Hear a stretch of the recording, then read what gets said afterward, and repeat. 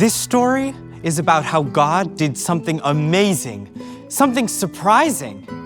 Long ago, in the kingdom of Aram, there lived an important man named Naaman.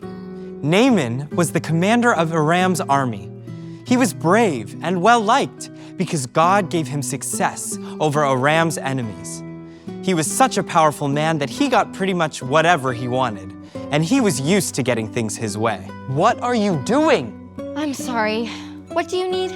Bring me a drink. Yes, sir. Here, sir. Naaman was a very brave soldier, and his country loved him because he was so successful. It feels good to win so many battles with my big, powerful army. And it's great that my country loves me so much. Naaman's life was good. Yes, my life is good. Huh? What's this? Naaman discovered that he had a terrible skin disease. Ah! What is this? No one had a cure for his skin disease. What am I going to do? There's nothing I can do! Now, a young Israelite girl was a servant for Naaman's wife.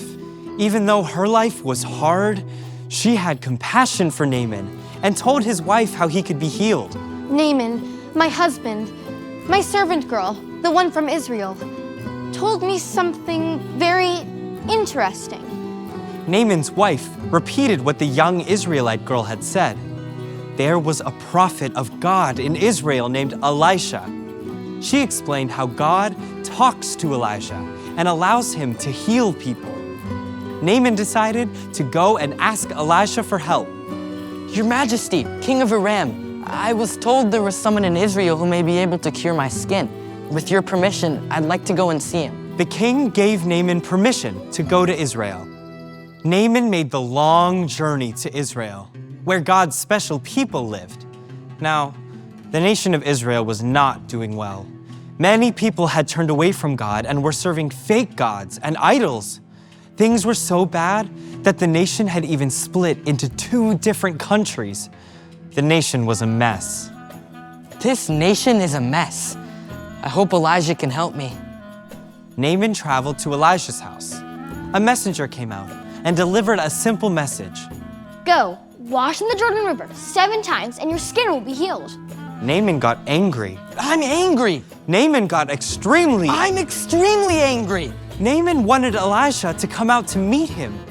He wanted Elisha to pray over his disease and have it disappear. The last thing he wanted to hear was to get into the muddy Jordan River. The last thing I want to do is get into the muddy Jordan River. We have better rivers at home that I could have washed in. Naaman yelled and started walking home. I'm leaving. However, Naaman's servant asked him a very important question. If Elijah had asked you to do something super hard, wouldn't you have done it? Yeah, I guess so. Instead, he asked you to do something very simple. So why not give it a try? Naaman thought very hard about this and decided he'd give it a try. Fine, I'll give it a try. Naaman dipped into the water once, twice, a third, a fourth, a fifth, and a 6th time. Nothing had happened yet. Nothing's happened yet.